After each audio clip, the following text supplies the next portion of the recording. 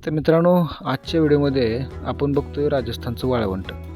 हे पूर्ण वाळवंट या उन्हामुळं का नाही एवढं गरम झालंय आणि माती एवढी तापली का नाही की काय बोलूच नका. आणि आज मला असं वाटतंय की हे जे आभाळ आलेलं आहे ना की हे काय का होईना थोडा का होईना पाऊस येतो पडला आणि थोडासा जरा हवेमध्ये थोडासा गारवा येईल. पण आता काय माहिती हे आभाळ येतंय का नाही, पाऊस पडतंय का नाही, कोणास ठाऊक. तर बघूया आपण आता पाऊस पडल्यानंतर काय हालत होती ते.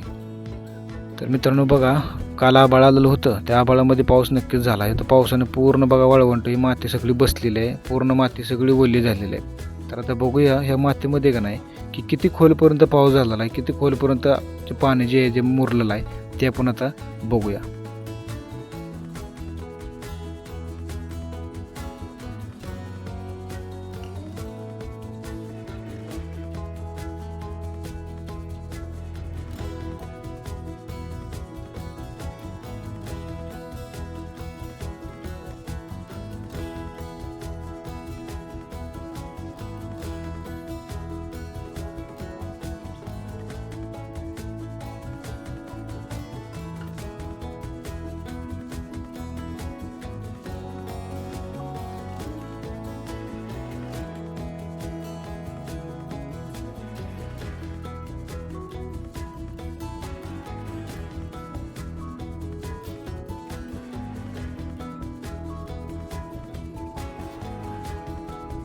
तर बघा मित्रांनो, तुम्ही बघू शकताय मी काय कमी अर्धा पाऊण फूट हातानंच खोदलंय. जास्त काय ह्यापेक्षा खाली काय मला हाताने निघणं झाले, कारण खाली जेवढं जेवढं जावं तेवढं कठीण आहे. तर तरी पण खाली माती ही ओलीच आहे. म्हणजे काल जो पाऊस झाला आहे तो पाऊस चांगलाच झालेला आहे इथं. तर बघा मित्रांनो, पावसामुळे एवढं ओलं झालेलं आहे का नाही. आता दुसऱ्या दिवशी पण आपण बघणार आहे की ह्या राजस्थानमधल्या गरमीमुळं ही माती सुकती किती, तर हे पण आपण ह्याच व्हिडिओमध्ये बघणार आहे. तर त्यासाठी व्हिडिओ मित्रांनो शेवटपर्यंत बघायचा आहे. आणि मित्रांनो, तुम्हाला जर हा व्हिडिओ आवडला असला का नाही तर लाईक करा आणि आपल्या चॅनलला सबस्क्राईब करायला विसरू नका मित्रांनो.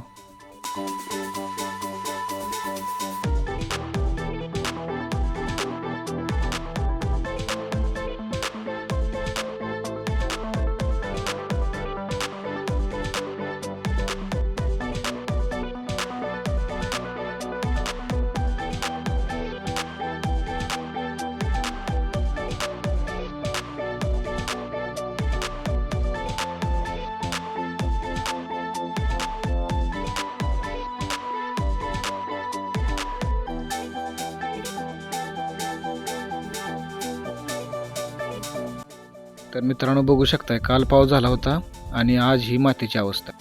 इथल्या गरमीमुळं का नाही की माती सुकायला पण जास्त स्पीड घेते, कारण उष्णताची एवढी आहे की काय बोलूच नका.